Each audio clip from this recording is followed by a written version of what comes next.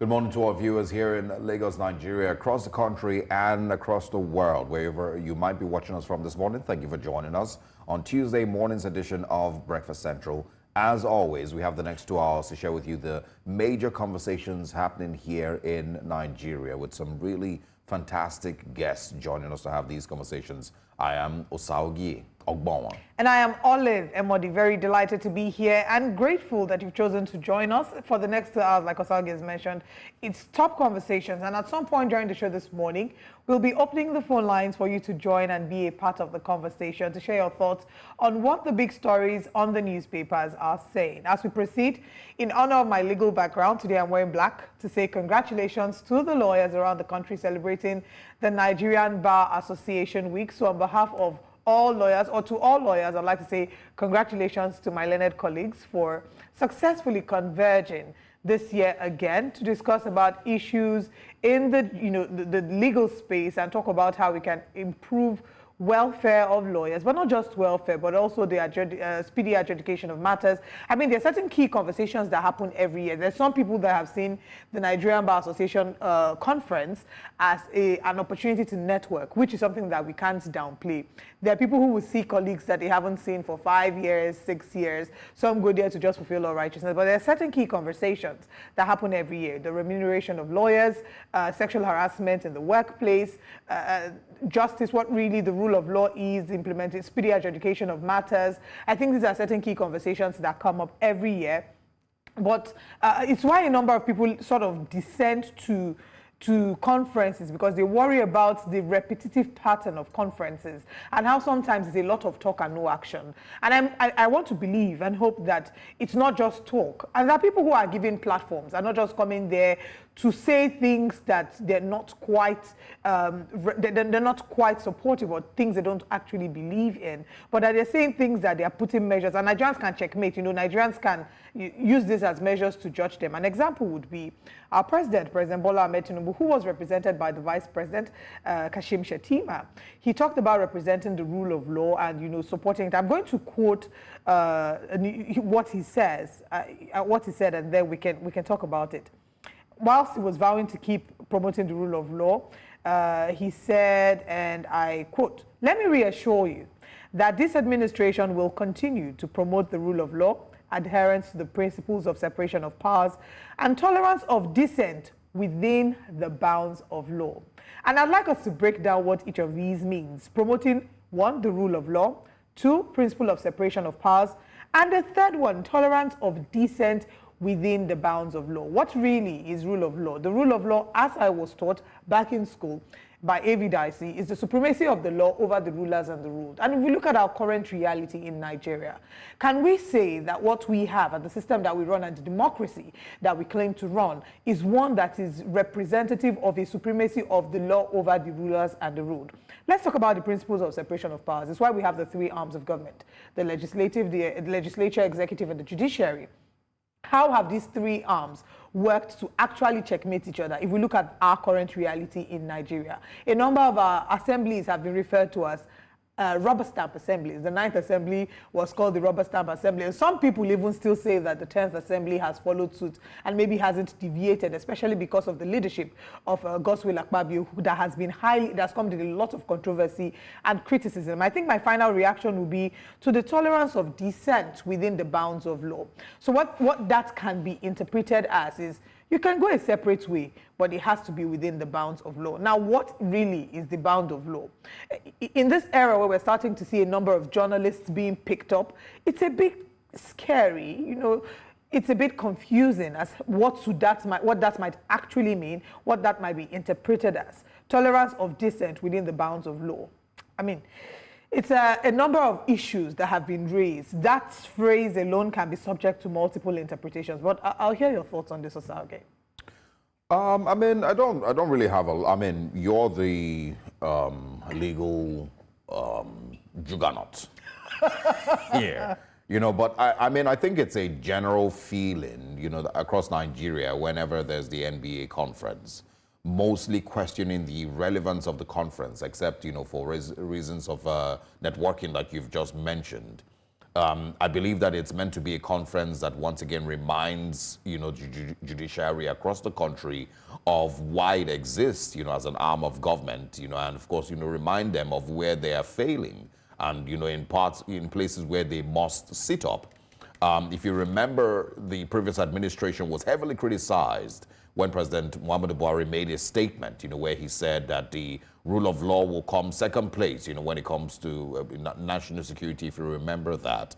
That was heavy criticism, and so now we currently have a new administration. It's left for them to show that, they have a totally different approach towards the sanctity of the rule of law and the respect for the rule of law.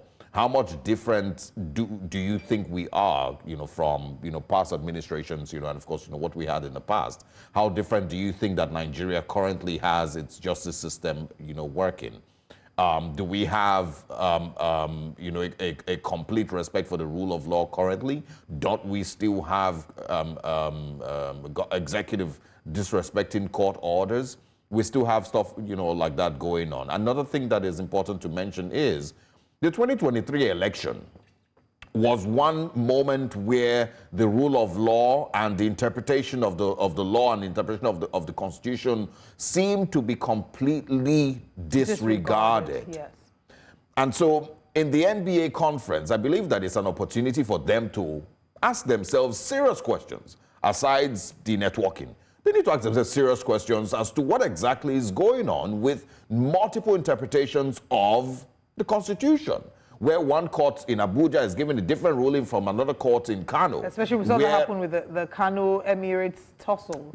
Exactly that as well, yes, where the appeal court gives one ruling, interprets one ruling, and the Supreme Court gives a totally different interpretation of the same law. And so this, for me, should be the most important thing that happens in the NBA conference. They've had, of course, a change of leadership, not long ago. They need to have those discussions amongst themselves to know whether they will continue to stand as a relevant arm of government that will be respected, or, of course, will continue to drag themselves in the mud. You remember the controversy that, of course, has happened with the swearing in of the acting CJN, Justice Kikireko. The stories about her journey as a judge are not very pleasant, especially, of course, with the controversy that, of course, she's been roped into with the Imo State ruling of Hope Uzodima's victory many years ago. So, I mean, these are some of the things that must be spoken about to continue to give some level of sanctity to the judiciary itself. Right. I think my final thoughts on that would just be that whilst we're talking about this, we must remember again that there can really be no rule of law if we don't have systems and structures that ensure that that happens. And one of the systems that ensures we have the supremacy of the rulers and the respect of rule of law is the media. The media is the fourth estate of the realm. And in most recent times, the media has, in some measure, complained about being haunted. There's the case of PDP Nigeria, Tamone Beferi, Bristol. There's also Shoyinka, so it's a number of cases, Adejuwon Shoyinka, and this is a point where this government of the day can show that it is not intimidated by the media. He who has clean hands has nothing to fear. The media should be allowed to do its job. And if any journalist is picked up for whatever reason, if you feel that they have said anything defamatory or they have in any way ensured that their actions have, like in the words of the government typically, constituted issues for national security, bring them before a court of competent jurisdiction. The Constitution states how matters should be handled. When people have been found, when there are allegations of a crime, it is not the individual, it is not law enforcement that can determine guilt. The only institution in the country that can determine the guilt of any person is the court. So it's important that law enforcement recognizes the role of the judiciary and does their job, do their investigation, do their due diligence, follow the due process for enforcing arrests, and then take people before courts of competent jurisdiction. And when the court does give its ruling or its judgment, it's important that it's respected and it's not interrupted in any way. But we'll keep talking about this and following up with the Nigerian Bar Association conference. But once again, congrats to all our learned colleagues around the country who are celebrating. Let's share with you our top stories this morning before I bring you breakfast headlines. PDP now obituary. Dino Melaye attacks Damagom. There have been reactions to this as well, and we're looking at the details of the story. 2 killed, 3 injured as Shiite and police clash in Abuja. That's an unfortunate story that we're talking about. And we'll be talking about HEN 2024, Lagos to host hospitality's premier event in Lagos. FCT police vows to arrest killers of policemen in Shiite's clash. And we review the newspapers with you, opening the phone line so you can be a part of the conversation. Now let's bring you breakfast headlines. Welcome to Breakfast Headlines. Now, let's begin with security matters, where President Bola Tinubu has approved the appointment of new directors general for the National Intelligence Agency, NIA, and the Department of State Services, DSS. According to a statement from the Special Advisor to the President, Chief Ajuri Ngelale, Ambassador Mohammed has been named the new Director General of the NIA, while Mr. Adeola Oluwatosin Ajayi will lead the DSS. Ambassador Mohammed, who joined the NIA in 1995, has had a distinguished career in the Foreign Service. He has held various positions, including serving as the head of Nigeria's mission to Libya before his promotion to director. The new appointed DSS Director General, Mr. Adeola Ajayi, has similarly advanced through the ranks, having served as the State Director in Bauchi, Enugu, Bayelsa, Rivers, and Kogi. Before his new role, he held the position of Assistant Director General of the DSS. These appointments come in the wake of the resignation of the former chiefs of the NIA and DSS. And now bandits have abducted over 150 persons and rustled over 1,000 cattle in some villages in Gobir Emirate of Sokoto State. The incident happened a few days after the death of in the kidnappers' den of the Emir of Gobir, Alhaji Isa Mohammed Bawa, who was also the district head of Gatawa. The monarch was on July 29th kidnapped alongside his son and 6 others on the Sokoto Sabon-Berni Road. Hundreds of youths in the area ultimately staged protests after the killing of the district head. Now confirming the latest abduction, Professor Bello Bada of the Department of English, Usmanu Danfodio University, Sokoto, said it was unfortunate that bandits had returned to their dastardly operations in the area just a few days after the death of the district head. To judicial matters now, the Court of Appeal in Abuja on Monday overturned a previous judgment by Justice Nyang Eko of the Federal High Court, which had ordered the People's Democratic Party, PDP, to include 378 excluded ad hoc delegates in its primary election. The judgment was in response to a suit filed by the aggrieved delegates who were left out of the PDP's February 22nd primary election in Edo State for the upcoming governorship race. Justice Eko had previously ruled that the exclusion was a violation of the party's constitution and mandated their inclusion in the primary. However, a 3-man panel of the appellate court set aside this judgment, citing that the lower court lacked the jurisdiction to entertain the case. The appellate court further noted that the plaintiffs, being non-aspirants, did not have the legal standing to file the suit. Now to education. The federal government's scheduled meeting with the Academic Staff Union of Universities, ASUU, initially set for today, has been postponed. ASUU President Emmanuel Oshudeke confirmed the delay, which was originally announced by the Minister of Education on Friday. While no official reason was provided for the postponement, the meeting is now expected to take place on Wednesday, August 28th. This development comes as public university lecturers under ASUU have threatened to embark on a nationwide strike. The union cited the federal government's failure to honor a 2009 renegotiated agreement. The potential strike was one of the resolutions passed during ASUU's National Executive Council meeting held last weekend at the University of Ibadan. ASUU's demands include issues related to welfare, university funding, and a halt to the proliferation of new universities across the country. Now, away from that, a federal high court in Abuja has frozen bank accounts of 32 individuals and companies linked to the End Bad Governance protest, pending investigation and prosecution. Justice Emeka Nwite ruled on an ex-parte motion filed by Ibrahim Mohammed, counsel for the Inspector General of Police. The ruling, dated August 20, made public on Sunday, ordered the banks to freeze the accounts and apprehend any persons transacting with them. The accounts allegedly involve proceeds from unlawful activities, including criminal conspiracy, terrorism financing, cyberbullying, treason, and cyberstalking. The Inspector General of Police listed several respondents, including PA Lin Ho Global Service Limited and Obedient Movement Multipurpose Cooperative Society. Now, away from Nigeria, South Africa's Army Health Service has announced the arrival of a Chinese hospital ship, the Peace Ark, in Cape Town to deliver essential free medical care to South African patients. The initiative is part of joint exercise between South Africa and China.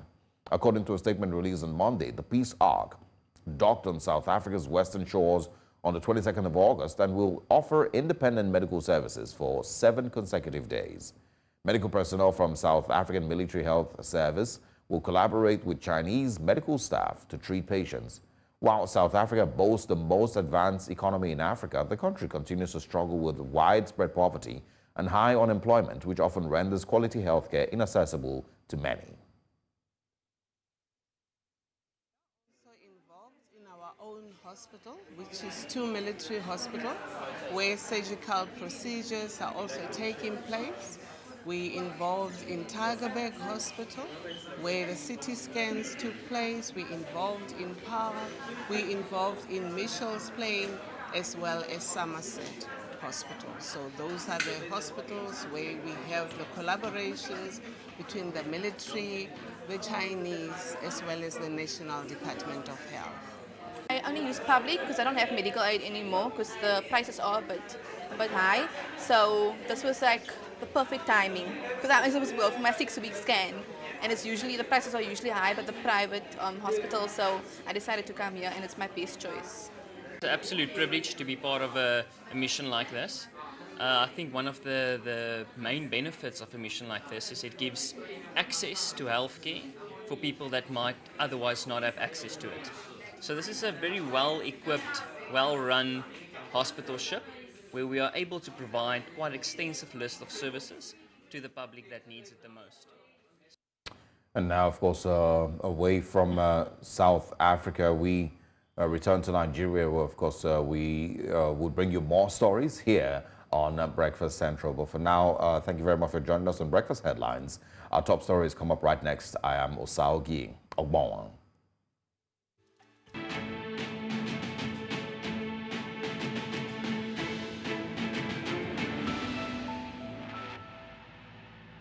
The Federal Capital Territory Police Command said it has so far arrested 52 members of the Islamic Movement of Nigeria, also known as Shiite. The commissioner disclosed this to newsmen at the police headquarters in Abuja whilst fielding questions from journalists on the recent clash between the police and the Shiite members. News Central's correspondent Emmanuel Bagudu was there and now reports. It's not business as usual at the popular Wuse Market area in the nation's capital, Abuja. This is following the aftermath of a clash between police operatives and Shiite demonstrators. Streets, there were people coming from doing their life when those policemen are sitting down there, so they were the first people that started throwing tear gas. So I saw it and I was even shocked. I thought maybe somebody just touched them, and before I know, just see issues started shooting rifle, throwing tear gas on the air. So that was what I can remember, you know. So when this thing get worse, when I saw a bullet coming, I said, wow, thing shocked me really seriously. The reason why, you see, when their power is more than the police people, they now bring this first and run away. That is how the crowd, the thing, you know, just came in. The result of this burning of this car, that is the result. These people, they are almost closing to Wuse here. The next thing I had was tear gas. Tua. Even the effect of the tear gas got to that place we were staying. Reacting to the incident, the FCT Police Commissioner says 2 of his men lost their lives while 3 others remain in critical condition. We are going to hunt them, no matter where they are. I assure them very well that we are going to hunt them. Because the families of the policemen they have killed, look at them crying, for no just cause. If we have killed any of them, it would have been a different thing. Or if we have attacked them, it would have been a different thing. They would have said, Igwe did this and Igwe did that. But today, they have willingly, with impunity, attacked policemen and killed them without provocation. So you saw that dead body. If you don't know it, go to the Wuse mortuary and you see them there. It's just annoying, just provoking, but I want to assure them that we are not going to leave them unpunished. The police commissioner warned the Shiite group that investigations are currently ongoing to fish out other culprits in the clash. In Abuja for News Central, I am Emmanuel Bagudu. Thanks. All right, thank you very much, Emmanuel Bagudu, for that report. We'll be bringing more reports as we see regarding the update on the clash between police and the Shiites. But for now, we'll go on a break. When we return from the break, we'll talk more this morning. Stay with us. A violent clash between the Shiite protesters and police in Wuse district, Abuja on Sunday resulted in multiple deaths and injuries. The confrontation, which involved gunfire and burning of police vehicles, occurred during the Shiite Arbin symbolic trek. The police allege that the Shiites attacked their checkpoint unprovoked, wielding weapons and explosives. However, the Shiite group claimed that the police attacked their peaceful procession, killing and injuring many mourners. The FCT Police Command confirmed the death of 2 police personnel and injuries to 3 others, while several Shiite protesters were also killed and injured. Joining us is security expert Abdullahi Bala. Good morning. Thank you very much for joining us. Good morning. How are you? Very well, thank you. How do we find a balance with this? This is a recurring issue. This isn't the first time we've seen this clash between the Shiites and the security operatives. But the Arbin work is not going to stop because it is a part of their religion and they do have a right to the freedom of expression. So how do we find some form of balance? How did we get here in the first place? And how do we find some form of balance between the police and the Shiites? Well, actually, the incident happened. What happened had happened. And the only thing that is looking forward to find a lasting solution to these clashes. It has been in history that a lot has been going on concerning the 2 conflicting parties. I mean, the security agencies and Shiite group. But it is also important at this critical stage that the Nigeria is almost mourning from poverty, mourning from kidnapping, mourning from total insecurity, to find a lasting solution to end this. Otherwise, it is going to add a salt to the wound. And once such is done, it will not be augur to the generality of the populace in the Nigeria and even in the neighboring states, because you have seen what happened, and you are also in the knowing of what has been happening concerning the Shiite group and the conflicting and the police and the security agencies.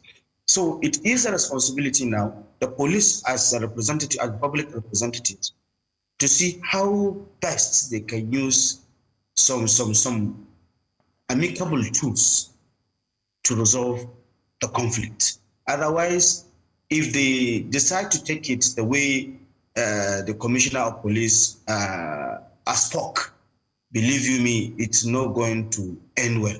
Because from their own side also, they will try to see how best they can also retaliate. Remember, killings of the security agencies is not a new thing in Nigeria by lots of groups, by the armed groups, by the religious groups, by a lot of these groups. But the point one is trying to portray is that several issues have occurred concerning the police murder.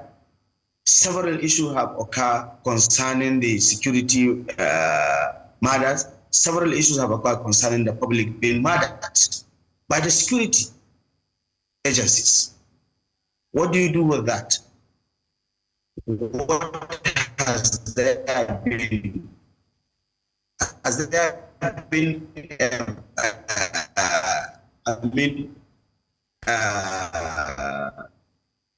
measure put in place. We seem to be struggling with your audio.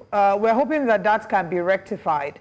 But just to quickly add to the question that I'd asked earlier and to give some measure of context, is it necessary or is it important that we find out the true cause of what happened? Because if you see from the different reports, we've seen two sides of the story. The police have given their own side, which has been discounted by the Shiite leaders. So they've said that what the police has said is not true, what the FCT police command have said is not true, and that the police was first to attack. In fact, they have also accused the police of attacking some of their Shiite brothers in Niger, opening fire on them at a guest house on Sunday. So is it important that we dig deep into what actually happened in this scenario?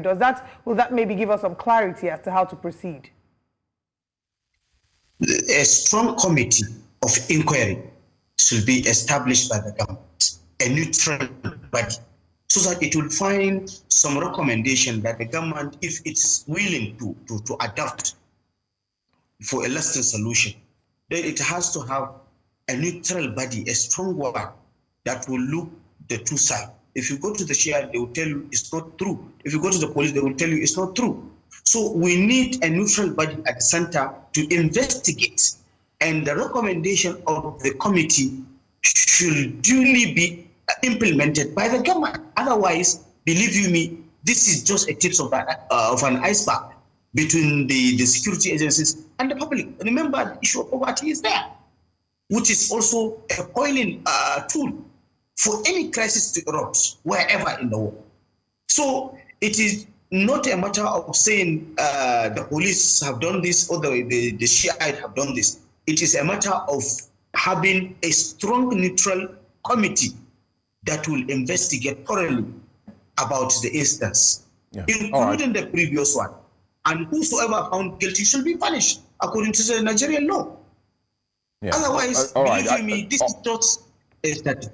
All right, can you hold on? I also want you to also speak about, because I mean, there's a long history where this is coming from. And for those who maybe would remember the Shiite name, one of the most recent incidents was the incident in 2015 when they were attacked by, they had a confrontation with the Nigerian army, and of course, which led to almost 500 of them, if not more, killed. Their leader, Ibrahim El-Zakzaky, of course, had been in detention for many years, was only recently released. So tell us about, the role that Ibrahim El-Zakzaky should play in this conversations that we're talking about. Is, of course, his case with the Nigerian government still important, in all of what's going on here? You see, whatever the problem may likely to arise, the government is still government. Nobody is above the law. Nobody, believe you, nobody is above the law. And why things are happening the way they are happening is because things had happened and nothing is done from the side of the government. Whosoever living in the country, that person is still below the fundamental, the law of the land of that particular state he is living. So it is now the responsibility of the government now to take everybody along. It is a collective responsibility from the side of the Shiite to see how peaceful they will organize themselves. Believe you me, both the Shiite, the security agencies need total reorientation, total reorganization, and total redirection for us to have a peaceful Nigeria. Otherwise, if you are trying to blame this, when it happened in Zaria 2015, it's just a matter of arresting the leader, jailing him. But after what has there? What was the whole saga? Nothing. So it is a responsibility. When he is found guilty, let him be punished. If the security agencies are found guilty, let them also be punished, so that it will serve as a deterrent to other intending conflicting parties. It's just that we don't have law in Nigeria. We don't have law. We only have law in books and papers. But the actual implementation of the roles and responsibility of each and every one of us is not practicable. So the earlier the government stop blaming, or the public stop blaming the other party, what do we do is a matter of punishing whosoever found guilty. Yeah. All right. That is just the only solution. Otherwise, we will just be blaming parties. All right, let's go through a timeline of some of the clashes that have happened between the Shiite government, between the Shiite and the police. We saw that in July 2021, there was a clash between Shiites and police in Abuja during a protest demanding the release of their leader, El-Zakzaky. Also in October 2020, we saw that there was a clash between the Shiites and police in Kaduna State during the ASUU procession. It happened again in January 2022, clash between Shiites and police in Abuja during a protest demanding the release of Ibrahim El-Zakzaky. And then there was another one, a clash between the Shiites and police in Kaduna State during the ASUU procession. I could go on and on. You know, this has happened over and over again. Now, we talked earlier about what should be done, and you said there should be an investigative committee set up to, you know, to look deep into what has caused this recent one. But if we've seen this happen over and over and over again, what are we not getting correctly? You know, also to talk about the strength of Nigeria's police force, the strength or the capacity of Nigeria's police force to be able to deal with the situation on ground. So I think it's a twofold question. What have we not gotten right that has ensured that it keeps repeating itself over and again? And do you have faith in Nigeria's police force to be able to handle this, you know, the way that it should be handled? Well, first of all, we are not serious. We will never be serious in Nigeria. Believe you me, this is not the plain truth. It's not even 2021. Shiite crisis started in 1991 in the Northwest. 1991, 1992, 1986. In fact, there were a lot of issues since 1970s. That was the beginning. And it is also the responsibility from the side of the Shiite, whenever they are going to go for this procession, to also notify the public authority that, okay, we are going to have this for a reason being A, B, C, D. From this road to that road, give us cover. And it is also the responsibility from the side of the security agencies to maintain law and order by giving them cover up to the end. Or they may decide to say, no, this is what is going to happen, or why don't you do this in a more amicable manner? That's how it should be done, but it has never been from the Shiite side and from the security side. The second question is that even the police, the Nigerian police, are a bit overstretched. They don't have the capacity, they don't have the manpower. So that was why initially I was telling you that we need total reorientation of the police force, total reorganization of the police force, and total redirection. So that by that it provides a platform, a level playing ground for them to be able to contain whatever issues may likely to arise. Believe you me, today, if the Shiite will come out en masse, if the police will come out en masse, do you think the police force can be able to question the tension of the Shiite? They will not. And is that a fear that you have? Limited in number. Yeah. They are incapacitated. Yeah, hold on. So I just want to confirm. Empower them. Kind of hold on. Is that a worry that you have? You know, that if we do not nip this in the bud, even if, of course, it's gone on for so long, it's going to break down into a major crisis. And we currently have a new government in office. This is no longer the Muhammad Buhari government. This is, of course, President Bola Tinubu.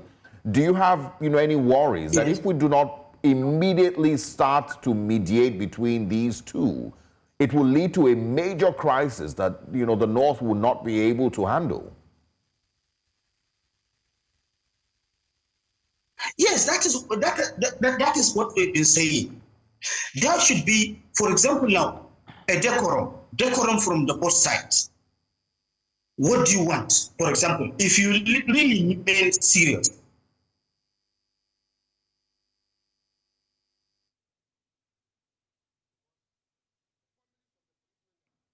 We may have lost our guest there. Of course, as we try to reconnect, the conversation is mostly about the recent clash between the Shiites and men of the Abuja police force. All right, welcome back. Please go ahead. Unforeseeable future may likely to also prevail another set of crisis, if not handled now. We are talking about now. If not handled carefully now, it will also germinate to another level. Don't forget, Northern Nigeria is also facing issue of insecurity banditry. So it's the issue of proliferation of arms and ammunition here we are talking about. This particular group can also find their way to get this, to be equipped with this.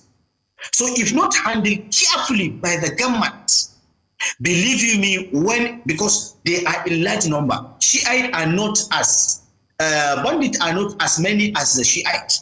So if the Shiite now decided to take arms, nobody is safe in Nigeria. So the earlier the government look at it from that perspective, either having a neutral body committee, a neutral committee to investigate deep into this matter, find out the recommendation, look at the doable ones, do it, implement such, look at the reconcilable one, reconcile, and forge ahead, or we will put into dilemma. All right, Abdullahi Bala, we certainly will be following up with this story. Investigation is still going on, and we look forward to the time when there can be an end to these clashes between the Shiites and the police. Thank you so much for your time with us this morning. We hope so. Thank you so much. All right, we're going to break. When we return from the break, we're looking into the drama going on with the People's Democratic Party. Stay with us. Welcome once again to Breakfast Central. Big question. Is the PDP an opposition party to the ruling party or to itself? With so much going on at the People's Democratic Party, Chief Bode George, Dino, Melaye, Nyesom Wike, all have recently voiced their displeasures with the party's leadership. The PDP's 2023 governorship candidate in Kogi State, Dino Melaye, has accused the party's leadership of destroying the party. Other elder statesmen like Chief Bode George say the party's leadership has jettisoned the constitution in some of its decisions, causing a rift within the party. Melaye's accusations come amid calls for Nyesom Wike's expulsion from the party due to alleged anti-party activities. Wike, who refused to support his party man in the 2023 presidential election, has strongly criticized the party leadership and has vowed to stay with the party regardless of ongoing issues. Joining us is the convener of Reset Lagos PDP and a PDP chieftain, Dr. Adetokunbo Pierce. Good morning. Thank you for joining us, sir. Good morning. It's a lot of drama that's going on with the PDP, and I'm kind of wondering where to start from. But maybe we'll start with Dino Melaye's statements, and then we can head back to Nyesom Wike. He posted on X, and in his tweet he said, and I quote, "PDP is the only surviving party of the Fourth Republic, after 27 years of surviving all shenanigans." Then he went further to say, Alex Ekweme, Solomon La, Sunday Awuniyi, Adamu Chiroma, Tony Aneni, Abubakar Rimi, etc. will be turning in their graves, seeing what Damagom, Ayawu, and Bature are doing now to the dream of building a national party. PDP now obituary. So he has alleged the destruction, I'll use that loosely, of PDP to these three leaders. Is that a position that you can agree with? First and foremost, the PDP is the opposition party in Nigeria. We are the only real party that can provide opposition, and we're doing so. PDP has 13 governors and about 42% of the National Assembly, so we are not a minor party in any way. We were in government for so long, people think we should still be in government, but we are not. That doesn't make us a small party. We are in opposition to the ruling party, and we are speaking out. Alhaji Atiku Abubakar is speaking out. People like myself, the National Public Secretary is speaking out. The only difference between our opposition, our attitude to opposition, is that we are not lawless. You never hear PDP saying, if we don't win the election, if Tinubu doesn't stop what he's doing, we will form a parallel party, we will not agree. No, we don't do that. We oppose in the democratic way, in a civil manner. Now, notice the end bad governance. We didn't participate in it. We're not asking for government to be dissolved. We're asking for better governance. So we wait and we oppose in a civil manner. We're doing that. You think now, the end bad governance was, geared towards dissolving the government? Oh yeah, a lot of people were saying that Tinubu should go. People were tired of this government. But we said we're going to take over the government legally, legitimately, democratically when the time comes. But nonetheless, talking about Dino Melaye, I want you to understand what's going on in the party now. When you hear voices, ask yourself where they're coming from. The fallout from the last election is still what is being reflected in the comments people are making, the positions they are taking. Dino, for instance, his position is he's always been a spokesperson for Atiku. And what's going on in the party now is that it is perceived that Damagun is not supporting Atiku. But Atiku's election is over. So the national chairman, I think, is taking a position that appears to be neutral. And some of these people, for instance, Dino is not happy with that neutral position. They want Wike to go. Wike was in opposition to Atiku. Wike was now accused of anti-party behavior and he should go. But Damagun is saying, Wike says he's a member of the party. We're not going to throw him out. We don't agree with what he's doing, but we're going to work with him and we're going to resolve this peacefully, not by direct confrontation and fighting. Is it because the party is maybe intimidated by Nyesom Wike? Because he seems to have had or presented a persona that is not in any way afraid of the People's Democratic Party. Wike cannot be afraid of anybody. Is the party afraid of him? The party cannot be afraid of any individual. Nobody is bigger than the party. Watch what is going on now. What is Wike's strength in the party? If he wants to run for any office now at the national level, what do you think his chances are? Very slim. Even in the River State, he has very many problems. So, you see, fighting is like, let me use this analogy. If a madman says, come here and I want to fight you, would you be fighting him? No, you reserve yourself. In fact, you may have to let him just make all his noise and then leave. Even if he burns your house down? Well, he's not burning our house down. I mean, but that's what the normal seems like. If he burns your house down, you may even have to leave the house. Because to burn it down? Or otherwise he'll burn you with it. Would you restrain him at least? You would try to restrain him. Okay, so has the PDP tried to restrain him? But you may have to kill him in order to restrain him, and when you do that, you will be accused of murder. I mean, I'm using your analogy. So it's a complex situation. Can you hold on? I'm using your analogy. Yes. Has the PDP tried to restrain Nyesom Wike, or at least move this, from your analogy, the madman out of the house? We have done that consistently. For instance, just recently, the BOT chairman and other members of the BOT went to River State to placate Governor Fubara. So nobody is taking sides with Wike over anything. The national chairman is consistent. What he's saying is that, what Damagun is saying is that 2023 election was so complex. There were so many problems.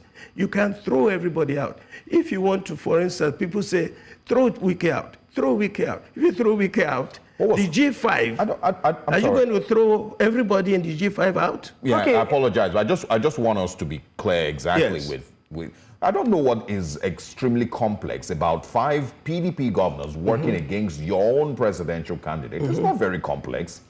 It was a stab in the back of the party and of your presidential candidate. Make reference to what happened on the state level as well, going to Edo State.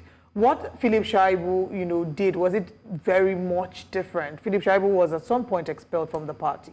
So people were asking at the point when he was expelled that if Philip Shaibu could be expelled from the party, why does it seem very difficult? He was expelled for anti-party activities. Philip Shaibu is not 5 governors, okay? Let's be clear about that.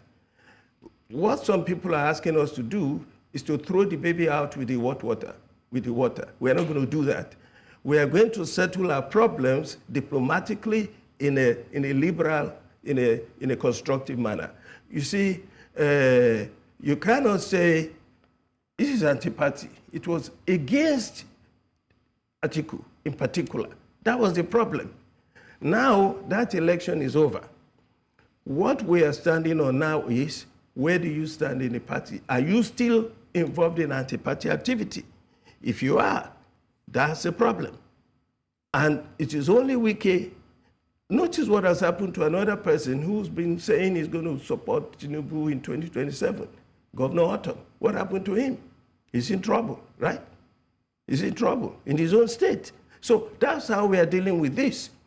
One candidate, one individual at a time, depending on how how situated that person is.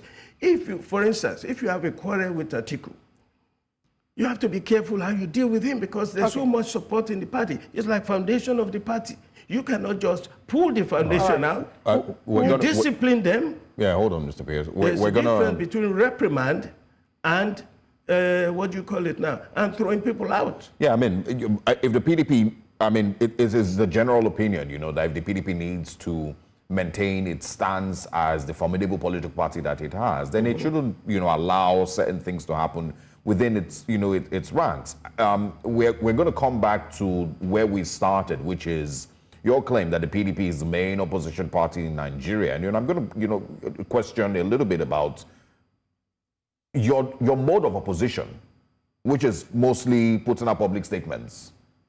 How effective, you know, has that been, you know, as the main opposition party in Nigeria? Because what you've leaned on mostly now is the numbers that you have. 27 governors, you know, 40% of the National Assembly. But as an opposition party, how effective has your approach been to actually being in opposition? But we would have you respond to that. We have a, you know, we'll take a quick break. When we come back, we'll, you know, have you respond to that. Welcome back to Breakfast Central. We're still having the conversation looking about the drama going on within the PDP, and we're joined by the convener of Reset Lagos PDP and the PDP chieftain, Dr. Adeola Pierce. Once again, thank you very much for joining us. All right. Before we went on the break, we said we're going to have a conversation about something that you had said at the beginning, talking about the PDP being the foremost opposition party and the party to contend with, looking at the strength, the influence and the numbers that PDP has, representation at the assembly, as well as the governors that you have in the PDP. But I'd just like us to touch on something real quick. You had talked about the end bad governance. I would like to shed some light on you saying that the end bad governance protest was in a bid to topple the current administration, which isn't quite the reality of what it was. A number of their claims, we saw the Take It Back movement and all the other people who had in some measure lent their voices as, you know, leaders of the protest, had clearly stated their demands were reverting of the price, fuel price hike, reverting of fuel price to what it was, electricity hike, and there were other calls. And they were clear to say it wasn't a call for President Bola Tinubu to step down, which is what had been whipped, some would say, by even the parties, you know, to cause some sort of sentiment, to whip up sentiment to be used against protesters. The people said, there were placards, Tinubu must go. What does that mean? I, for instance, you say the opposition, in January of this year, in a TV station like this, I had moved that Tinubu should be impeached because he has no clue what he's doing. Not only that, he's evil-minded. He has no good intention for Nigeria. We are seeing it now. This is the way we've been operating as an opposition party. We've been speaking out. When he took away fuel subsidy, we were the first to say, you remove subsidy, you're going to destroy the economy. When he devalued the Naira, we said, if you devalue the Naira, you are following what IMF said. People who have followed, governments that have followed the IMF in the past have crashed the economy. They've destroyed their country. We have said repeatedly that Tinubu administration is not handling security. The whole country is in a mess. Nobody is safe. We've consistently said it. This is the way we approach opposition. By we, are you talking about the PDP? PDP? The PDP. This is the way we approach opposition. This is a different age from even 10 years ago. This is the age of social media. But the PDP was not the official leadership of the protest, just to highlight that. No. Because of the calls. We want to be clear what the calls were. It was because of we have consistently voiced opposition. Yeah. and we have consistently exposed the shortcomings of this administration. Yes. That is what led to the end bad governance. But it wasn't spearheaded by the PDP. No, it's just what we're trying to say. That's part of the problem. So we don't approach politics the way that APC did when we were in government. Right. We didn't go to the square to go and say, burn the place down. If we don't win, if you don't leave, we are going to form a parallel party. Illegal, treason. We don't approach opposition that way. All right. Just to be clear, you know, and I believe that, you know, I am pretty familiar with the opinions of a lot of people, you know, that I've seen online. The online conversations, nobody rates the PDP, you know, as an opposition party. I don't agree that, you know, it is the opposition to the PDP, of course, spearheaded that eventually led to people then rising up with the End Bad Governance protest. Not the PDP leading the protest, but of the opposition it provided. I don't believe that. You know, at this point, you know, many Nigerians will say we don't have an opposition party. You just mentioned something. You may believe it, you may not believe it. Yeah, can you hold on? I just want to address something that you mentioned. I was one of the first people that was invited by China's TV a week after the man took over. And I said, on behalf of the party, that this is the way that things are going to go. When we started seeing what was going on in the oil industry, did Atiku not put out statements after statements? You said you called for the impeachment of the president. I did. Great. Yes, but you have members. Who was going to impeach the president? Who can impeach the president? Is the National Assembly. Do you have members in the National Assembly? We have members in the National Assembly. Did any of them call for the impeachment of the president? They've been working on it, and they're still working on it. And I guarantee you, yes, yes. You see, you may not look. The reality of politics is... How long will it take the PDP members of the National Assembly? They are not enough to do it. They have to lobby other people. But has any of them mentioned it? They have. Which PDP members? It's been on the social media that people are working towards impeaching the president. And so believe it or not, it's going to happen because the reality is we have never seen anything so disastrous in government. Has the PDP, and therefore, the first thing that's not happened before, impeaching the president will happen. Yeah, great. Has the PDP caucus, PDP members, 5 of them, 3 of them, 2 of them, any of them in the whole National Assembly come together to say that as PDP members, we are calling for an impeachment of the president? It hasn't come to that, but they're saying it already. They're working on it. They're working on several things. They're complaining about it. They're exposing the corruption in the government. So just to mention that it's two different things. It's two different things to not be content with government and how government run its activities. It's one thing to say we're not comfortable with the way things are with the economy and with the way the country is being run. And it's a completely different conversation to say they are calling for the toppling of the government. And I must mention, it's not completely different. It's different. Everything depends on the extremity. I must mention the extremity of the failure of this government, the way the economy has gone in a way that we've never seen before. There is no government where the price of commodities don't increase, but it's a ratio. There is no government that has full employment. Everything is by ratio. What we have seen here is disastrous. All right. What about security? The same thing. When it gets to a certain point, that government must go. All right. That's what we're saying. And we're going to put pressure on that government. If it doesn't go now, it will go legally in 2027. Which pressure exactly are we speaking about? That's what I'm trying to understand. And that's why I said initially that a lot of people don't rate the PDP because what pressure exactly? The pressure you are looking for is the kind of pressure they put on Jonathan, which is to go and say, Jonathan must go. If he doesn't go, we are going to set up a parallel government. This is treasonable felony. We're not going to be involved in that. Not necessarily, but is the PDP interested in a peaceful protest? We are protesting on a regular basis. I don't know what you are thinking about. But no, I'm saying, I mean, generally a peaceful protest. Look. The way we are opposing this government is by providing information to the general public, to every Nigerian, how bad the administration is. And we are telling the government, we are telling the people, the alternative to this is you don't devalue your currency the way that this is done. You must devolve power to the states. And you must restructure Nigeria. Do you think that the PDP is saying Nigeria? Look, the PDP has been consistent in telling Nigerians that for us to improve the economy, for us to improve security, for us to have fair and just governance, we must restructure Nigeria. It's the PDP formula. So we keep preaching that. That is our opposition.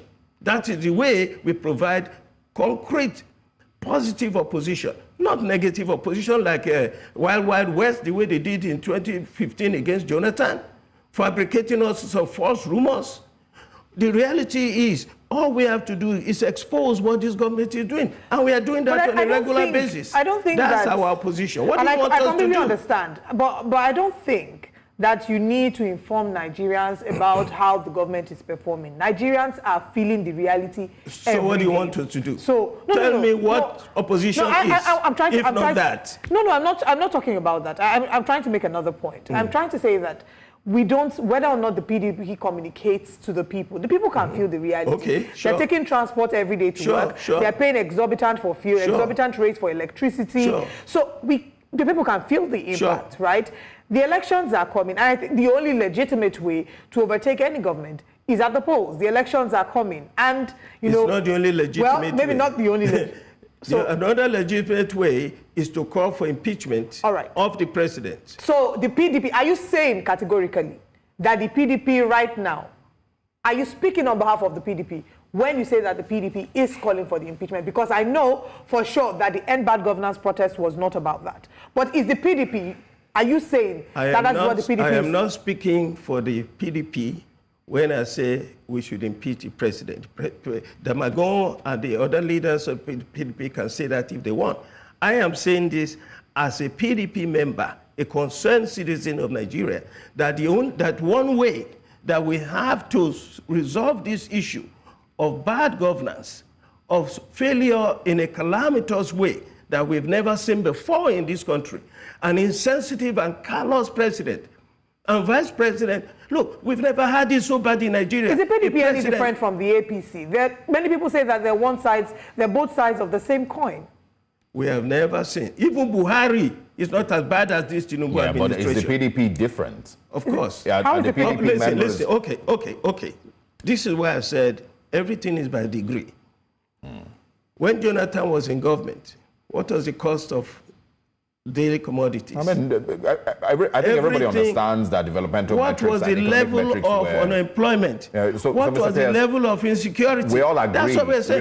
That was the PDP administration. Great, and we all agree with that. It was also the PDP administration that suggested that Nigeria must be restructured. Great. With the 2014 confirm. Kindly hold on. We all agree with metrics, to show that Jonathan's time was better than Buhari's time, better than, everybody would agree with that. But we currently have PDP members, and I'll go back to that, in the National Assembly. How different are they? In what way have they acted different? In what way have they rejected maybe any of the SUVs that were sent to them? That is trivial. What is most important is they have exposed the corruption in the government. How have they exposed the corruption in government? Were they not the people who exposed that they had padded the budget in 2024? Where the 2024 budget exposed it. And when the member was suspended, what did they say? Well, they opposed the suspension. Who opposed the suspension? The PDP members opposed the suspension. He was still suspended. I don't remember the PDP members opposing the suspension. They opposed the suspension. You may not remember. That means you don't remember. But they opposed the suspension. Of course, they will oppose the suspension. Not only that, everything that has been going on there. So you mentioned one thing, all right? So give us about 3 things that PDP members have done. You do your research too before you call me to come and talk. No, you are in the media and you don't know what is going on. No, we have been consistently opposing that alone. The corruption in that administration is the PDP that has been exposing the corruption in the administration. When they said they're going to build this Lagos-Calabar highway, the PDP opposed it.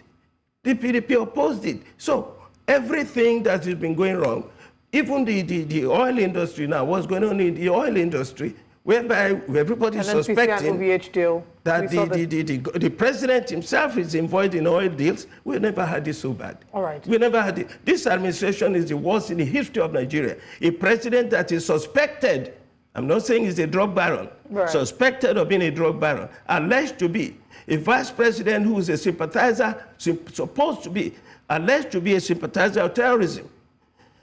A Senate president who's wanted by EFCC, Come on, we've never had it so bad. Don't compare this administration of the APC with PDP, whether it was Obasanjo's government or Jonathan's government or Yaradua, God bless his soul. May his soul rest in peace. Come on, you can't compare us to this administration.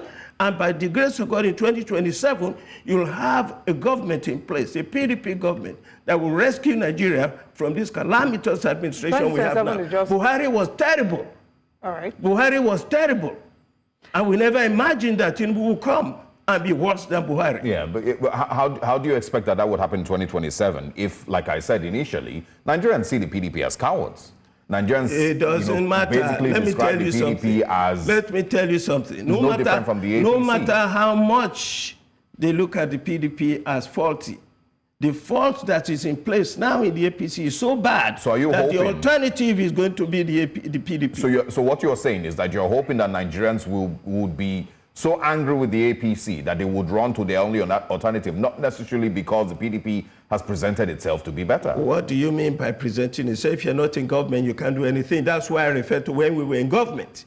All the PDP have to do now is to say, by the way, the people have to say is, this PDP, are they better? How do we know? When they were in government, what they do? That's why I said, Yaradua administration, Obasanjo administration, the Good Luck administration, 100% better than APC Buhari. But let's go back to what I'd asked you earlier. What I'd asked you earlier when I said that the PDP, Nigerians see the PDP and the APC as two sides of the same coin. That's not true. And That's not please, true. if you let me land, Nigerians see them as two sides of the same coin. And because at the end of the day, in a way, we haven't seen the PDP differentiate themselves. The PDP, for example, the same way other party members are receiving prayers in their emails, PDP members are also receiving prayers in their emails. They're not refusing the SUVs. You know, they're not distinguishing themselves and outrightly saying, no, the person who is out actually speaking, like you're mentioning, is your presidential candidate, Alhaji Atiku Abubakar.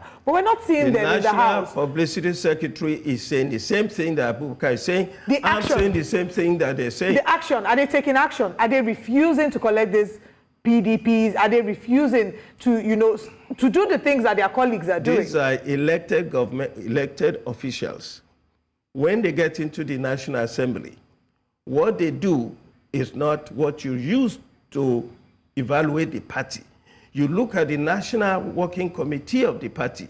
You look at the governors of the party. That's how you evaluate what the party is doing. As we speak now, the most performing governors, the most impressive governors that their people are saying are doing well in their state, most of them are PDP governors. A lot of people would argue that is, you know, Alex Oti, you know, compared to the other governors. I'm not sure which other PDP governor you're referring to, but again. Governor Makinde of Oyo is valued, in my opinion, and what I've been reading, to be the best governor, performing governor so far. Maybe in the Southwest, you know, but I don't know about nationally. But here again, what is national? Right, so is Oti national? Again, Mr. Pierce, this is national. Is not a governor in one state? Yeah, because I want us to calm down. This is what we're saying. The PDP members in the National Assembly that you want Nigerians to look at as examples of how things should be done better. That's not the only way Nigerians look at the PDP. Because once you are in that National Assembly, you become a family. I disagree totally with the way they operate in the National Assembly. Oh, you disagree with them? So you are criticizing the actions of the PDP representatives in the National Assembly? Okay. Anybody who is not doing the right thing, we will oppose. Let me tell you, the National Working Committee of the party has had many challenges in dealing with the people in the National Assembly. They want them to go this way. The pressure of the presidency, who is an executive president, so forceful, makes it very difficult for us to control our members once they're there. So you must separate. You cannot say it is what we've got to, come on. So you're saying the PDP is disappointed in its members of the National Assembly? Listen, wherever the PDP members of the National Assembly support any corruption and any misrule of the National Assembly, the PDP will oppose them. Because the PDP is trying to chart a different route from what this government is doing. Therefore, and I agree with you, we are not, that should be how it should be done. When Senator Ningi raised conversations about the padding, the alleged padding of the budget, did we see, what was the PDP stance on that? And did we see other PDP senators speaking up in support of him? Everybody spoke out in support of him. Except the lawmakers? No, some of them spoke out in support. Many of them spoke out in support. That is why Ningi was eventually, they were forced to call him back. I'm not sure. And it was not only Ningi. I can't remember the other one. It's been one after the other. We've been focusing on this. People have been complaining. Yeah, is there any names that you can point out? I can't remember the other name now, but it was not only Ningi. What's this? Another senator that went and opposed what was going on in the National Assembly. Are you referring to Ali Ndume? Yes. He's an APC member. It doesn't matter. It doesn't matter. No, but I'm asking about the PDP members that supported Ningi, not just anybody. This thing is not about PDP and APC. When it you come is. to governance. In this conversation, it is about the PDP and APC. Listen. Sometimes you got to go higher than simplistic trying to catch attention. Look, in that National Assembly, we support what Ndumi said. Okay? Yeah, but you couldn't say it. No. Look. We support what Ningi said. It doesn't matter whether it was a member of PDP who said it. It is a position you take. If you support what Ndumi said, then you are with us. If you support what Ningi did, then you are with us. That's where we stand. All right. And do you consider the Labour Party, seeing how their outing was in 2023, do you consider them a viable opposition as well? The Labour Party and the influence of Peter Obi, do you recognize that? Well, look, the Labour Party is a viable opposition to an extent, but not like the PDP. The reason being, right now, where is the Labour Party in terms of its structure and its organization? That is why, you know, there's so much. You talk about the problems in PDP. I was going to say that, what you just said about the Labour Party. Some would say that about the, the PDP in terms of structure. There's a difference. In terms of structure, are you kidding? Are you kidding me? Talk to us. How many governors does a Labour Party have? How many states do they control? How many, and what's their percentage in the National Assembly? You can compare that to, look at the leadership problem, where Obi doesn't even know where he stands in the party. All right, Mr. Pierce. We don't know who their national chairman is. They don't know. Are you going to compare that with the PDP? It's not fair. It's not right. All right. Dr. Pierce. I mean, we have, you know, maybe more than 2 years before the next general election, so time will tell. You know, I don't necessarily think that Nigerians are simply going to look for the PDP to give it, you know, to hand power to it simply because they're angry with the APC. Nigerians will have a choice. The way it works. Nigerians will have a choice. Do you think that Atiku Abubakar will be contesting again? I don't know. Okay. I don't know. Whoever contests will have to go through the process. You go, you say you want to contest. If they zone the presidency in the PDP, then we know where he's going to go. If they don't zone it and Abubakar wants to contest, he will contest. If he wins the primaries, he will become a nominee. I'm assuming that you don't have faith in the result of the 2023 elections as well. The 2023 elections? Right. With INEC? Yes. 31% of the votes came in, they announced that somebody won. Nobody won that election. All right, so if you did not have faith... They should have had a rerun. All the three of them should have rerun. If you did not have faith in the 2023 elections, what do you hope will be the difference in 2027 elections? It's just a hope. Okay. I agree with you. Okay. Because until we review the structure of INEC, until the president is no longer the president that appoints the chairman of INEC, and the INEC commissioners, we don't have a credible election. Dr. Adeola We're going to work on that. That's part of what the PDP is working on, to review the structure of that structure, the INEC, and restructure Nigeria.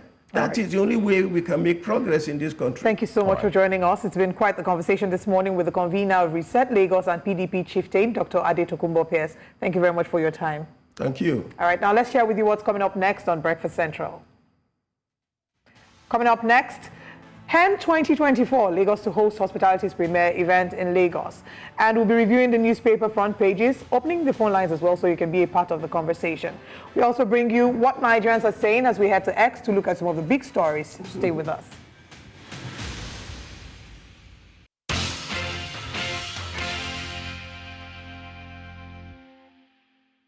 Welcome back to Breakfast Central. Let's go through the papers this morning with you. And on the front page of our first paper this morning, see what the big stories are. Our first paper this morning is this Nigerian newspaper. On the front page of this Nigerian newspaper, as the nation faces security challenge, DG, DSS, NIA out. Ajayi replaces Bichi as secret police boss.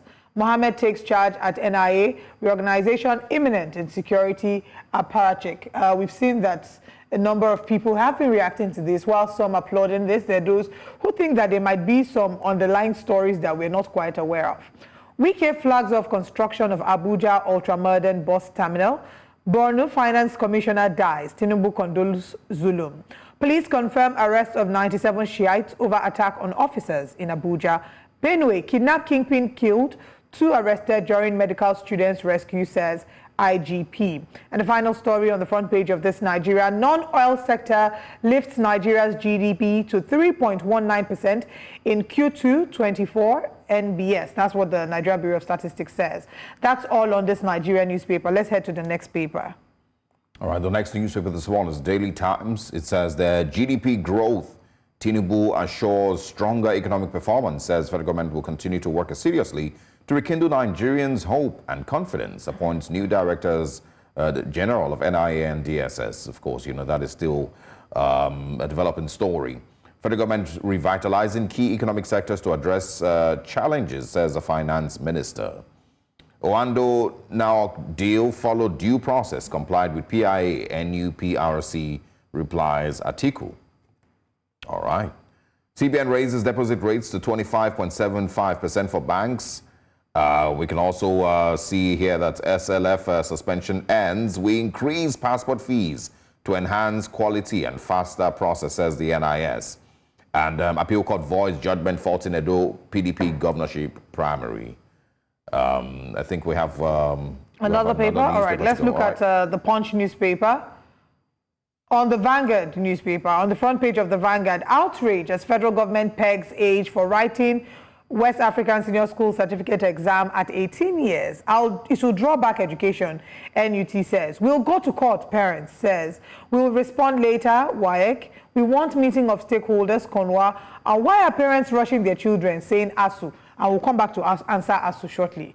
We'll implement state police, say Ondo, Rivers, Jigawa governors. Separate office of AGF from AGFG, according to PDP governors. Floods kill 49 in Jigawa, Adamawa, Taraba, displace thousands. At the top of the paper, we have here, CBN lifts ban on lending to banks, pegs interest rate at 31.75%. Global Union others decry worsening rights abuse in Nigeria. This is, of course, in relation to end bad governance protests and how rights activists have condemned the 60-day detention of 75 protesters, including minors. And that's most likely a story we should look at tomorrow. AMCON enlists international assets tracers to recover 5 trillion naira debts. Nigeria records 166,000 naira BPD below budget benchmark, according to a report, as mobile divestment to Seplat undergoes regulatory process. And final story, Tinubu appoints Mohammed as DG NIA, Ajayi DG DSS. I want us to look at, very quickly, the outrage as federal government pegs age for writing WAEC or WASC at 18 years, especially in reaction to the response by ASUU. WAEC has said that they will answer later. Parents says they will go to court about it. And, you know, Nigerian Union of Teachers say that it will draw back education. And my take on that is, what really is the point of doing this? We had this conversation a while back about the age by which students should enter university. We know that a number of students finish much earlier. There are students who start school as early as 2. They're in nursery 1, so they do 2, 3, 4, 5, 6. Now, I think a way to regulate this and say you don't want to put children under pressure, because yes, are there parents that put their children under pressure to want to say, oh, my child finished school at 14 years? There are. So pressure to say that you can then put maybe measures to ensure that things like double promotion is not allowed. Every child should go through every class. And whatever class they finish, once they are done, they're ready for the university, they can write their exams. If ASUU is saying, why are parents rushing their children? ASUU should remember that a number of times, students who have 4 years in university would end up spending 5, 6 years, depending on how many strikes they have to factor in. So if I'm getting into school at 18, and then I'm going to finish a 4-year course, let's add 1 more year to factor in ASUU strike. So that's how old? 23. And then I'm going to apply for a job, and they're telling me they want someone who's not more than 25 with how many years experience. How do we balance all of that? How does this really improve the quality of education? Should this be our focus? Sometimes it feels like we are majoring on the minors. Whilst I agree that, okay, you should have a certain age for maturity, but is this really that important? That point doesn't even work because people get married at 13, you know. Exactly, in a country where people are getting married underage. Education is our challenge. You know, the maturity line doesn't even work, you know. If we must take maturity seriously, then we should start with marriage and underage marriage. My only challenge here, you know, I've tried to listen to what their reasons are. You know, it just keeps coming up as, you know, people are forcing their children into school early and some kids are not mature enough for the universal life cycle. But the problem that I have with it is none of the reasons are data-driven. You know, we make new regulations and new laws that aren't data-driven. You know, you cannot tell Nigerians boldly, the Minister for Education can't tell Nigerians boldly that you know, a certain percentage, you know, 21% of kids under so and so age, or 18% or 40% of kids under a certain age are getting into school and they're suffering so and so crisis, you know, from research that has been carried out. They can't say that because they haven't actually carried out any research. You know, it's not data driven. It is really just emotions. And I always worry that Nigeria is the kind of country that can make laws because Mama BC's daughter came back and said that somebody, you know, pressed her neck in university because she's smallish. And, you know, Mama BC is close to the commissioner. So the commissioner would then say, why is BC so young and going to school at this age? In fact, we need to ban it. Mm-hmm. Those are the kind of things that a lot of times, you know, elicit the laws and regulations that we spring up. It's not data driven. It's not because anybody has carried out proper research. A lot of times it's knee-jerk, you know, because somebody had some incident someplace, they immediately then, you know, create this blanket law that covers everybody, regardless of how it's going to affect the other, you know, millions of people that would also be affected. That's the only challenge that's the main challenge that I have with these types of things. So the federal government, the Minister for Education, you know, Honorable Minister for Education, Professor Tahir Mamman, should please help us, you know, give us data, you know, to back up your reasons for these new laws. Why are we limiting it to 18 years old and, you know, before you can write WASE? And of course, please remember that there's 13, 14, 12 maybe year-olds that are legally allowed to get married in Northern Nigeria. I would rather parents force their child to go to school than force their child to get married. And so if we, you know, can stomach the idea that a 13-year-old is old enough to be married and mentally strong enough to be married, then you cannot defend, you know, 18 years old as the basic. That it is their culture, you know, it's part of their culture and that makes absolutely no sense, you know, either. So again, none of these things are data driven. Convince the Nigerian public with data that you've carried out research across the public and private universities across Nigeria, and this is what you found. That a certain percentage of underage kids are in universities, and these are the different traumatic experiences that they have to suffer. This is the number of the percentage of people that have suffered this particular trauma from being in university underage. Show that to us, and then, you know, we can maybe consider making such regulations. And we must remember that the people that our children are going to compete against, the people they are going to work with, are people that are not, maybe not just people schooling in Nigeria, they're people that are abroad. And these are not the kind of conversations they're having. They're not telling them that, oh, you have to be at a certain age before you come into college, or be at a certain age before you're graduating.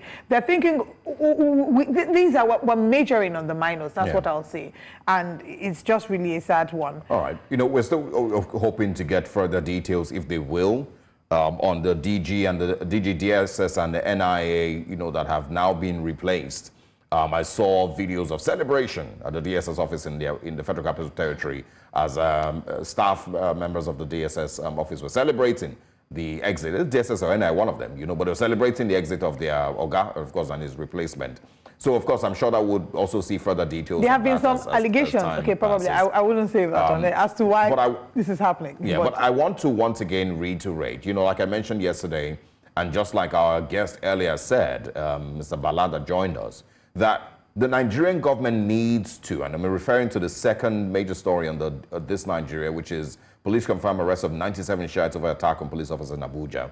So I would first of all condemn the attack on police officers, outrightly condemn violence against Nigerian police officers. It must be punished. It should never be tolerated. But aside that, just like I mentioned yesterday and like our guest mentioned earlier today, the Nigerian government must look for a new approach towards handling the issues with the Shiites. Most analysts who live in northern Nigeria, as much as everybody will say you cannot topple government, nobody is bigger than government, everybody agrees with that.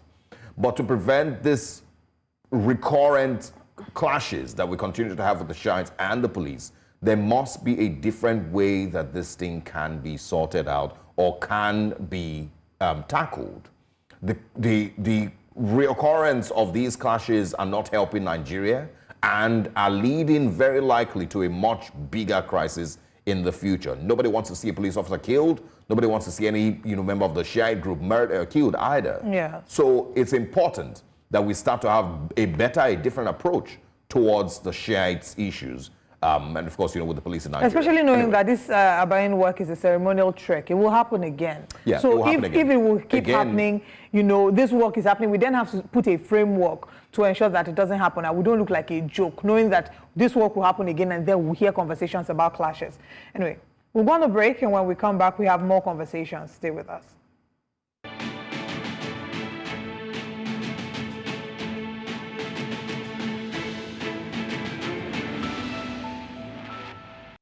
If you love to travel, experience good food, just like myself, luxury hotels, just like myself as well, and connect with businesses in the hospitality and tourism industry, then I'm sure you would be interested in attending the 5th edition of the Hotel Expo Nigeria. It's an exhibition, of course, that includes networking and sales events holding at the Landmark Event Center in Lagos from the 28th of August to the 29th of August 2024. The theme for this year's event is Innovation Meets Opportunities. Nigeria's foremost storytelling channel, News Central, is partnering with the organizers. There would be 60 exhibitors and over 2,000 attendees looking to connect, learn from the world-class conference sessions, buy, network, and showcase the finest products. One of the exhibitors that will be on ground at the event this year is a tech insurance company called Skrilla, joining us to shed light on what attendees like you can enjoy at the venue. That's at the venue this year. We have Victoria Gbadamosi, the Chief of Staff, Skrilla. Good morning, Victoria. Thank you for joining us. Hi, good morning. Thank you for having me. All right. First of all, congratulations on being part of Hotel Expo Nigeria 2024. What should we expect to see at this year's edition, or what are you expecting to see at this year's edition of HEN 2024? Okay, thank you very much. I am expecting to see a diverse gathering of industry leaders showcasing the latest innovations in the hospitality sector. With the wide array of exhibitors and participants, I'll be looking forward to seeing cutting-edge technology solutions, unique interior design concepts, and sustainable practices that are shaping the future of the hospitality industry in Nigeria and in West Africa at large. All right, I mean, pretty interesting. I was at the last one, and it always is, a completely amazing experience. Tell us a little bit about Skrilla. What is it going to be showcasing this year? Okay, Skrilla, the basic of what we do is we protect your devices and thereby your financial investments. As we all know, cost of purchasing new devices now in Nigeria is a lot, and at Skrilla, we provide insurance coverage for both new and in-use devices through our cutting-edge app, our mobile app.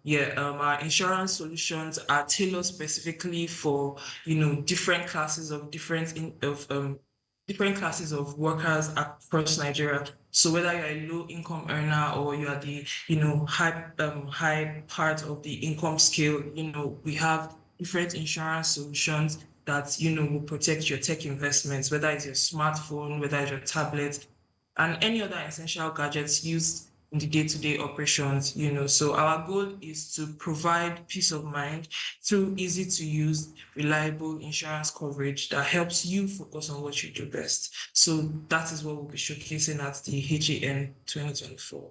Okay, that sounds very exciting, and I'm sure that the HEN 2024 will give an opportunity for you to meet with other, players, big players within the space. So, are you excited about the prospect of meeting with industry players in the hospitality space? And, how do you intend to maximize that opportunity?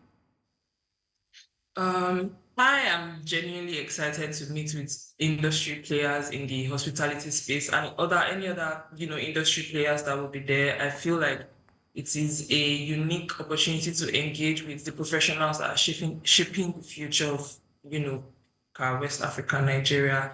I'm looking forward to exchanging ideas, exploring potential partnerships, and understanding how, our solution as Krela can better serve the needs of, the industry and at Nigeria at large. Yes. The chance to, connect, learn, and collaborate with such a diverse group of experts is something I'm very much looking forward to.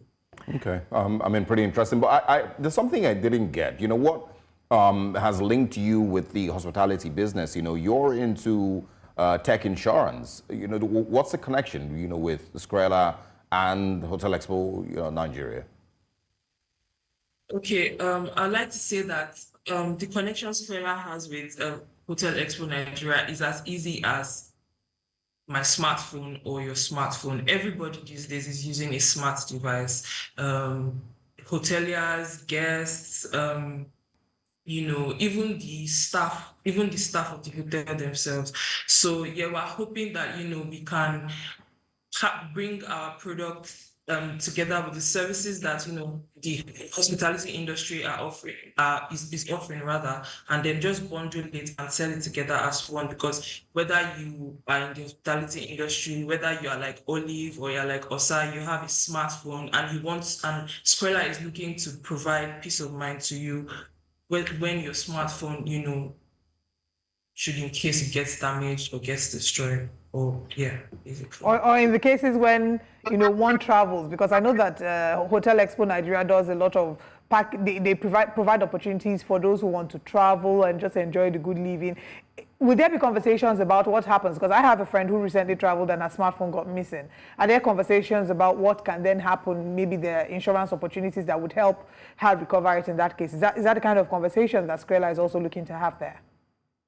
Yes, our app is downloadable and usable from anywhere in the world. So wherever you are on a vacation, wherever you are in the world, something happens to your device, all you need to do is log on to our web app, lay a claim telling us, the circumstances around which your device was damaged. As soon as, you are back to your home base, Lagos, or wherever you are in Nigeria, all we do is we do a handshake between you and a repair vendor that will take care of your device, fix it for you. And as long as you've paid the premium, that's all you need to worry about. All right. Victoria, thank you very much for joining us. We look forward to seeing you at the Hotel Expo exhibition. Remember that the News Central team will be on ground at the venue, engaging with all attendees for both days, August 28th and 29th at Landmark Event Center. Thank you very much, Victoria Gbadamosi, Chief of Staff, Skrilla. Thank you very much. All right. I'm excited about that, and I'm looking forward to, us. I know last year when they had the Hotel Expo, they were talking about, there were travel packages. So there were also resorts that had deals they would typically not charge. So if, for example, they would typically charge 150,000 naira per night, at the Hotel Expo, they were giving discounts. So yeah. I'm hoping to get a few discounts and deals there as well. Yeah, I agree, but, if I was going to ask for my own, I think Nigeria, I wish Nigeria had more all-inclusive resorts, yeah. Things like that. Yeah, I wish we had more of that. A couple other things, that I would have requested. I'm definitely going to be there. So I probably will put down a list of things that I would like with my next hotel experience here in Lagos. I don't visit hotels. But they are all inclusive resorts. I know of one of the. No, I'm just saying I wish we had more. More, okay. Yeah, okay, I wish we had more. Yeah. All right. Now, of course, we've had very fantastic persons join us. We apologize for not, having our newspaper guests join us to have that, to of course have a review of the newspapers. But earlier, we had Mr. Bala, who's a security expert, share with us, his views on the Shiite police clash. We also had Tokunbo Pierce, a PDP chieftain, join us to speak about the issues surrounding the PDP. But now let's share with you what Nigerians generally are saying. That comes up right next.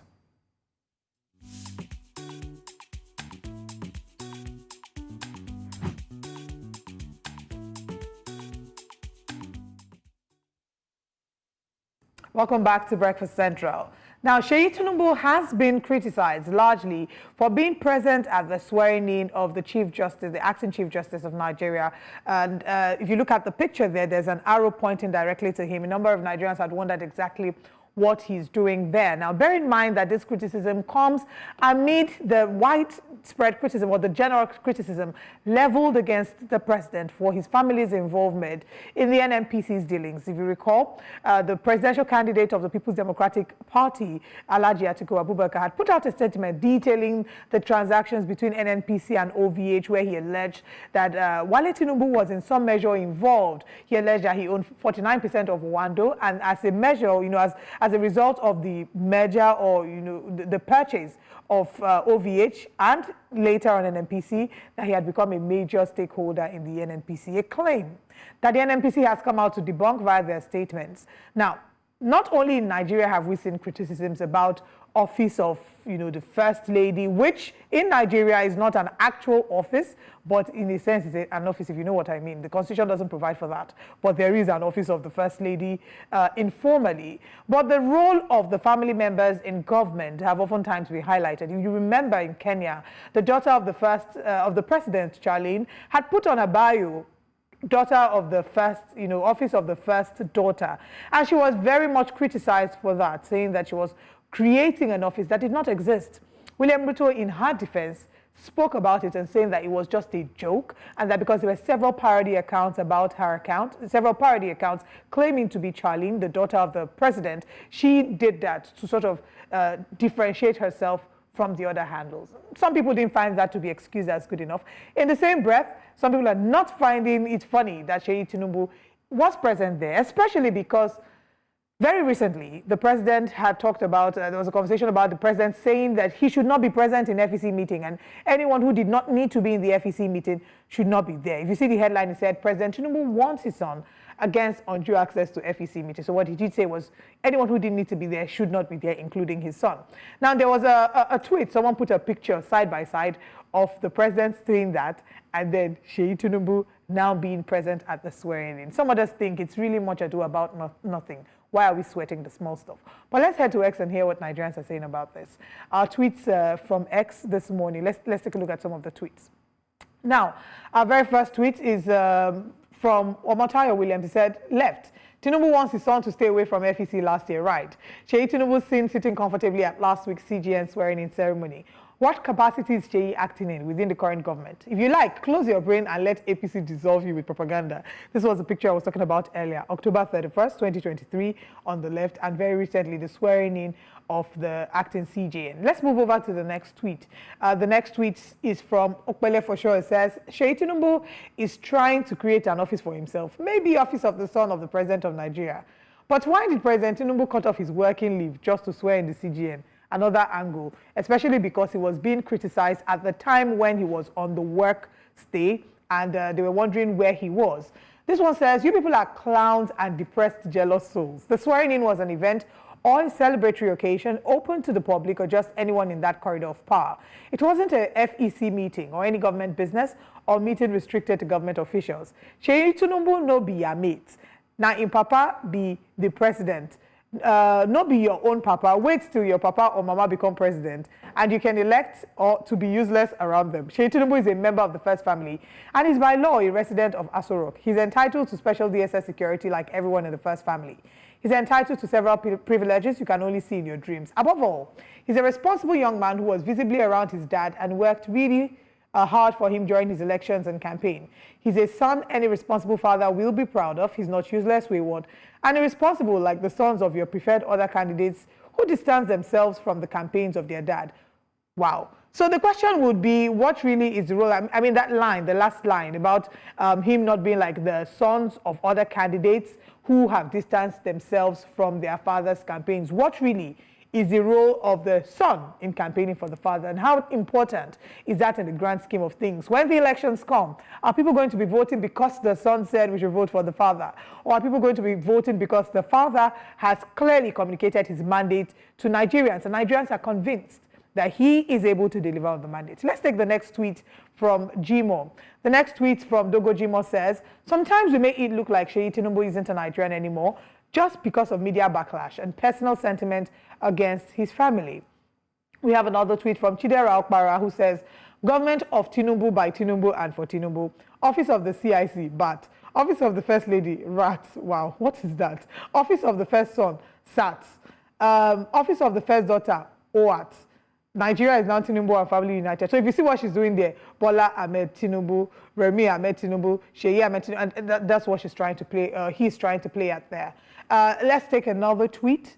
This one is from Afolabi Bamidele. He says, it shows the guy is jobless for attending every meeting with his father. If he's serious with what he's doing, he won't be found there. Of course, there are a lot of things going on that most people don't know about. I hope Nigeria will still be redeemable after this man leaves. That is from Afolabi Bamidele. And the last Don says, when you get there to ASUU, that's if you can. You can carry your nanny to the swearing in and leave your first son out. What's all this rubbish? But if it was an Adeleke, you'd form unaware. That was from the last son. Professor X, our final tweet, says, constitutionally, there is no such thing as the office of the First Lady yet. It exists and receives funding. I wouldn't be surprised if an office of the first son is established next. Perhaps he's just an apprentice learning how to be president. Wow. This last line reminds me of the accusation that has been leveled against Yoweri Museveni and his son, the projects that has been, the Uganda people have in a way detested, and talked about. But that's all that Nigerians are saying. Is it that really much of a big deal that Shiite Tinubu is in governance? Not in governance, that he's participating or attending these events? Or is this something that Nigerians can overlook? I think the one thing that these highlight, again, is the level of distrust that Nigerians have against their government. So when any opportunity comes to level some measure of criticism against the government, they will take it up. But let us know what your thoughts are on News Central TV. And that does it for our package today. We thank you very much for joining us. We'll be back again same time tomorrow. Remember that we have some other shows to share with you. Let's share with you what's coming up later today. All right, we have the news coming up at 9 a.m. and we do have Jasiri at 10 a.m. Remember to be a part of subsequent bulletins. We thank you for your time with us. We'll be back tomorrow. I am Olive Emodi. Have a great day.